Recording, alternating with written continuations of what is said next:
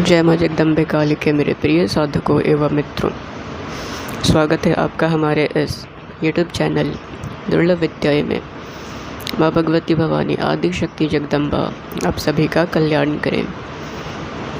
मेरे प्यारे शिष्यों और दर्शकों, आज मैं आप सभी लोगों के समक्ष जिस प्रकार की विद्या प्रदान करने जा रहा हूँ, यह विद्या तंत्र क्षेत्र में बहुत ही उच्च कोटि की है और इस विद्या के जानकार ऐसे ही किसी को भी ऐसे गुप्त तंत्र विद्या से परिचित शीघ्रता से नहीं कराते, क्योंकि ये ऐसी तंत्र विद्या है जिससे वैसे नकारात्मक तंत्रों का काट होता है, जिनमें तंत्र से ही तंत्र को पूर्ण रूपेण काट पाना संभव होता है।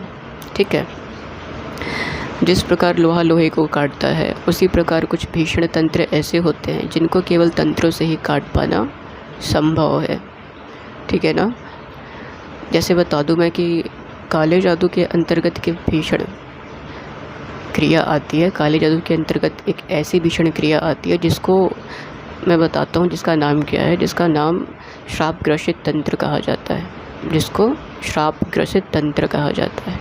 और इस तंत्र में नियम यह होते हैं कि श्रापित बुरी ऊर्जाओं को जागृत करके किसी भी वस्तु के अंदर समाहित करके और मानव के घर में या तो दफन करवा दिया जाता है या उसके पास किसी भी उपहार के स्वरूप में दिखने वाली चीज़ों के अंदर स्थापित करके भेज दिया जाता है।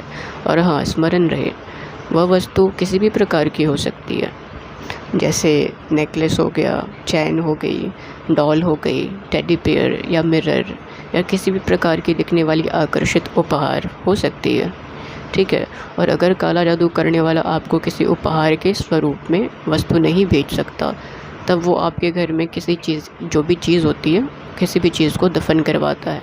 जैसे किसी भी जानवर या पक्षी की खोपड़ी या किसी भी प्रकार की हड्डी या कुछ अन्य प्रकार की सामग्रियों का सहारा लेता है, जैसे पुतला वगैरह हो गया। ठीक है ना।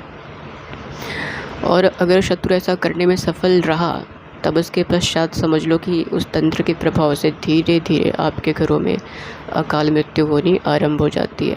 घर में कोई सुख शांति नहीं रह जाती, सदैव कलेश होता रहता है, परिवारों के मध्य सदैव मतभेद होते रहता है, सदैव अपने ही लोग अपने विरुद्ध में खड़े होने लग जाते हैं, धन का स्रोत आकस्मिक रूप से बंद होने लग जाता है। अत्यधिक परिश्रम करने के पश्चात भी उचित जो परिणाम होता है वो देखने को नहीं मिलता। और हाँ, इस घर में अगर कोई भी विवाहित वधू, जो नई नवेली दुल्हन होती है, विवाहित वधू नई नई आती है, तो क्या होता है कि उसको संतान की प्राप्ति नहीं हो पाती और उसका शिशु जो होता है ना, उसके गर्भ में ही मृत्यु को सदैव बार बार प्राप्त हो जाया करता है।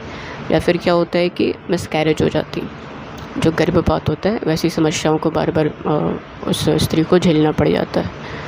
तो मित्रों, इस प्रकार की अगर क्रिया हो जाए किसी के भी घर में, और अगर आपको ये ज्ञात हो जाए कि वो श्रापित सामग्री आपके घर में कहाँ स्थित है, या अगर आपको ऐसी शंका लगे कि जब से ये उपहार घर में आया है तभी से सब अनर्थ हो रहा है, या फिर अगर आपको घर के इर्द गिर्द या घर में दफन कोई हड्डी या पुतला मिल जाए, तो आप समझ जाना कि आपके ऊपर इस प्रकार की क्रिया हुई है। ठीक है ना। और एक बात स्मरण रहे, अगर आपको किसी भी अन्य गुरु के माध्यम से या मेरे माध्यम से ये ज्ञात हो जाता है कि वो वस्तु कहाँ है, तो आप ऐसे ही उसे उठा के फेंक नहीं सकते, ना ही उसको खंडित कर सकते हैं, क्योंकि ऐसा करने से उस तंत्र का प्रभाव टूटेगा नहीं। अपितु जिसने क्रिया की है उसको ज्ञात होते ही उस श्रापित ऊर्जा को वो आपके घर में किसी भी दूसरे वस्तु में पुनः स्थापित कर सकता है और आपको ज्ञात तक नहीं हो पाएगा। समझ रहे हैं। और ऐसी अवस्था में अगर आपको किसी ने भी मान के चलो कि अगर ऐसी जो अवस्था मैं बता रहा हूँ, ऐसी अवस्था में अगर आपको किसी ने केवल इतना बता रखा है कि आपके घर में गणंत क्रिया है, तो उस अवस्था में भी अगर आप किसी भी काटन जो मंत्र है, किसी भी काटन मंत्र को अगर चलाते भी हो, तो उससे क्या होता है बता देता हूँ। किसी भी काटन मंत्र को चलाओगे तो ऐसा होते ही केवल आपको इतना ही लाभ प्राप्त हो सकेगा, इतना ही लाभ मिलेगा कि कुछ समय या कुछ दिनों के लिए हो रही घटनाओं पर विराम लग सकता है, किंतु तंत्र नहीं टूटेगा। ठीक है ना, क्योंकि आप केवल उसके प्रभाव को कम करने का प्रयास कर रहे होंगे, केवल कम करने का प्रयास कर रहे होंगे मंत्र शक्तियों से। ठीक है, तंत्र नहीं टूटेगा। तो ऐसी अवस्था में आपको एक साथ क्या करना होता है कि एक साथ उस श्रापित वस्तु और उसकी ऊर्जा को खंडित करना होता है, तब जाके ही उस तंत्र का पूर्ण रूपेण खंडन हो पाना संभव है। ठीक है। और मित्रों, आज मैं उसी तंत्र विद्याओं में से प्रथम चरण की तंत्र का क्रिया का वर्णन करने जा रहा हूँ, जो थोड़ी सरल हो सके आप सभी लोगों के लिए, क्योंकि प्रदान करने के लिए तो मैं ऐसी ऐसी विद्याओं को प्रदान कर सकता हूँ जो इतनी प्रभावशाली होती है कि जिसकी विशेषताओं के बारे में जितना कहूँ उतना कम ही होगा, किंतु उनकी क्रियाएं और नियम बहुत जटिल होते हैं। ठीक है ना। और अगर मैं बता दूँ कि अगर उसको करने में थोड़ी सी भी भूल चूक हुई तो तंत्र में माफ़ी नाम की कोई चीज़ नहीं है, सीधे खामियाजा भुगतना पड़ता है। और आज की जो विद्या है, ठीक है, वो इसका प्रयोग भी केवल मैं उन्हीं को करने की अनुमति देता हूँ जो मेरे शिष्य हैं, या अन्य गुरु हो गए तो अन्य जो गुरुओं के भी शिष्य होंगे तो वो भी इस तंत्र विद्या का प्रयोग कर सकते हैं। ठीक है। किंतु जो तंत्र मार्ग में थोड़ा आगे बढ़ चुके होंगे वही, ठीक है ना, जिन्हें बेसिक नॉलेज हो। बाकी अन्य जो दर्शक हैं वो इस तंत्र का प्रयोग कदापि नहीं करेंगे। और अगर उन्हें लगता है कि ऐसा कुछ हमारे साथ भी है तो पहले वो अपनी स्कैनिंग कराएं, उसके पश्चात निष्कर्ष निकाला जाएगा। ठीक है।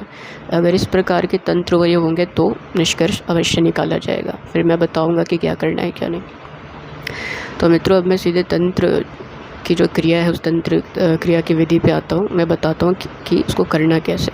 बताने से पूर्व मैं बता दूँ कि जिसका नाम अतिक्रमण विभक्त क्रिया है, तो अतिक्रमण विभक्त तंत्र क्रिया कहलाती है। ठीक है ना, जो कि खंडन करती है वैसे नकारात्मक तंत्र क्रियाओं का। इस क्रिया को आप पूर्णिमा के दिन ही कर सकते हैं, वो भी संध्या काल के समय में जब सूर्य अस्त हो रहा होता है तभी।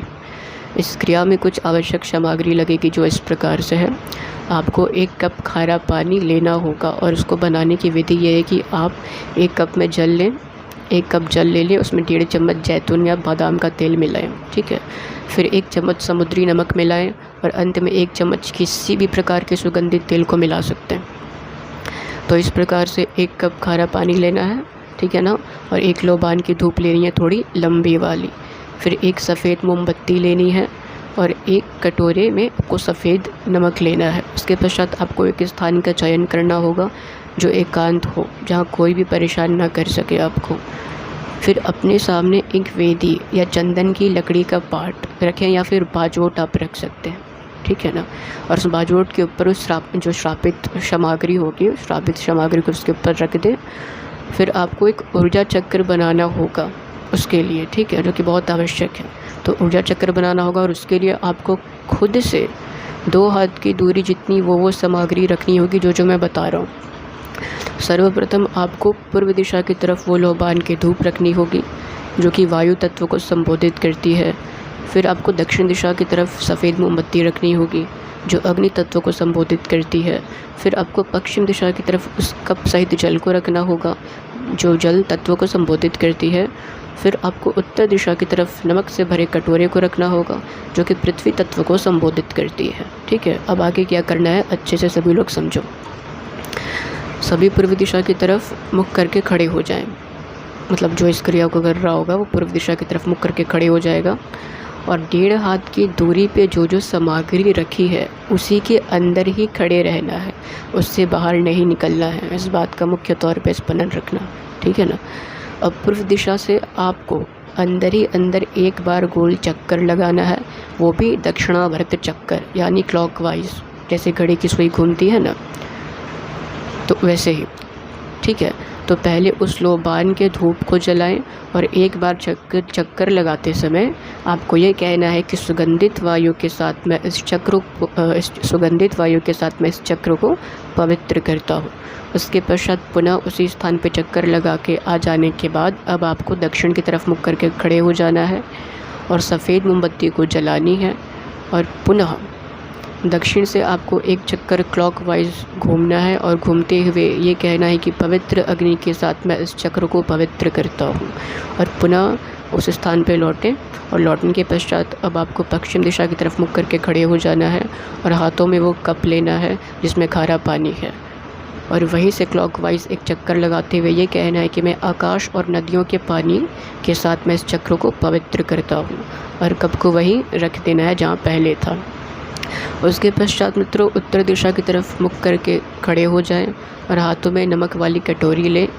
वहाँ से क्लॉकवाइज एक बार चक्कर लगाते हुए ये कहें कि मैं पृथ्वी के नमक के साथ मैं इस चक्र को पवित्र करता हूँ, और उस कटोरे को वहीं रख दें जहाँ पहले रखी थी। ठीक है, अब समझे ये केवल आपके ऊर्जा चक्र का निर्माण हुआ, ठीक है ना। और ये करना आवश्यक इसलिए है क्योंकि जब आप उस श्रापित वस्तु को खंडित करोगे तब वो दुष्ट तांत्रिक या तो आपको नुकसान पहुंचाने का प्रयास करेगा या उस श्रापित वस्तु में से श्रापित ऊर्जाओं को खींचने का प्रयास करेगा, ठीक है ना।